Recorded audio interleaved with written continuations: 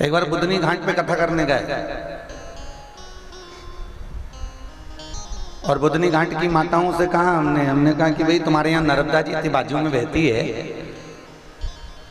और यही प्रसंग बुधनी घाट नहीं, हमने होशंगाबाद में भी कहा कथा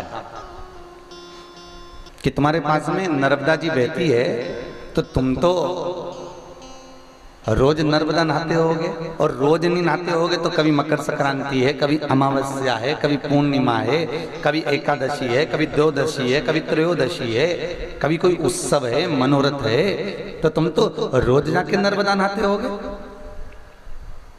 अरे गुरुजी घर से ही फुर्सत नहीं मिल पाती, जाना नहीं होता।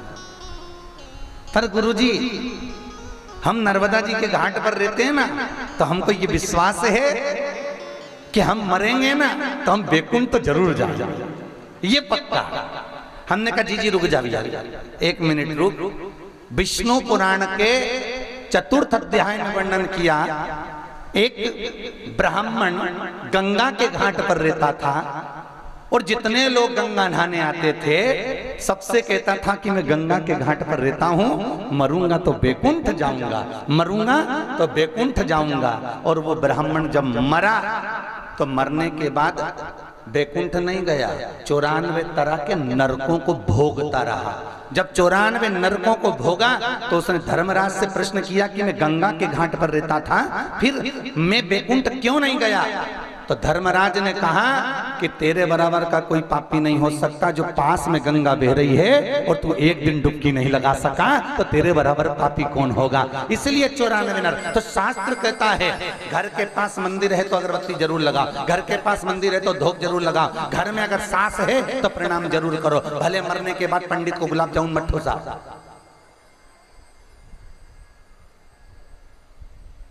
मत खिलाइए आप पंडित को गुलाब जामुन, पर मत खिलाइए आप दही बड़ा और खीर। पर घर में अगर बुजुर्ग माता पिता हैं, जिंदा हैं, तब तक उनकी सेवा कर लो। मरने के बाद कंडे पर घी और शक्कर छोड़ने की भी जरूरत नहीं पड़ेगी, वो तुम खुद तर जाओगे और माता पिता भी तर जाएंगे। क्या फायदा? कभी वो भजन याद है कि नहीं याद है? मंडी दीप बालो जो तुम पहले गाती थी राधा कृष्ण मंदिर पे, कभी प्यासे को पानी पिलाया नहीं। आगे क्या है बाद? अरे बोलो तो, अमृत पिलाने से क्या फायदा? बहुत बढ़िया, कम से कम भजन तो याद है। गाओ री, गाओ तो एक बार गाओ, जरा गाओ जल्दी से,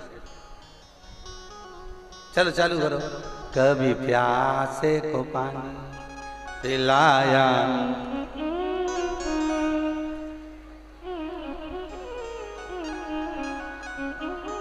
वॉल्यूम तेज करो थोड़ा सा, आवाज नहीं आई।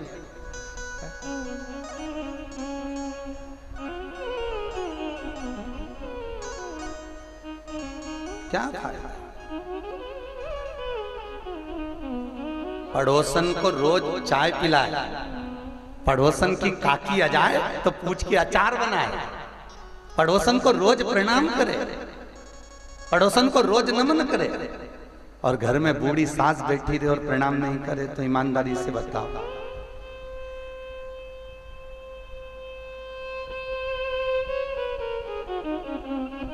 सत्य बोलो ईमानदारी से। तुम कितना भी पड़ोसन को प्रणाम करना, तुम कितना भी पड़ोसन को नमन करना, क्या पड़ोसन अपनी जायदाद का हिस्सा तुमको दे देगी? अरे बोलो तो, भले तुम 50 चाय पिलाओ, धोख लगाओ, घूंघट करके उसका पांव दबा दबा के पांव पड़ो, तो भी पड़ोसन तुम्हें जायदाद का हिस्सा नहीं देगी।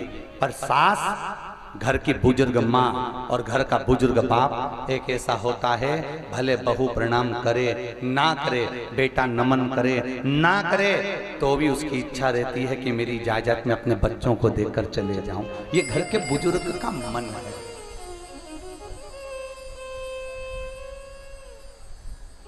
इस चित्तवृत्ति में जब परमात्मा समाहित हो जाए, दुनिया की सबसे कठोर वस्तु अगर कोई सी है, कोई धातु अगर कठोर है, तो वो लोहा कठोर है। बोलो लोहा कठोर है कि नहीं? इतना कठोर लोहा कि उस लोहे की गुप्ती, तलवार, फरसा, धनुष आदि सब बनकर लोग मर जाते हैं। सबसे कठोर अगर दुनिया में कोई धातु है तो लोहा है। पर लोहे से भी कठोर अगर कुछ है तो वो अग्नि है, जो लोहे को भी गला देती है।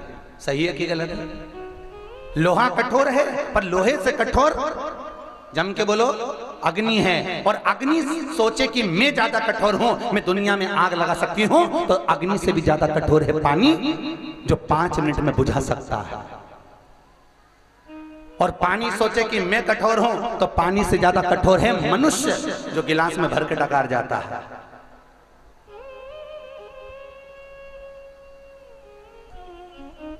लोहे से ज्यादा कठोर अग्नि, अग्नि से कठोर पानी, पानी से कठोर मनुष्य, और मनुष्य से ज्यादा कठोर है बीमारी, जो व्यक्ति को ही निगल जाती है।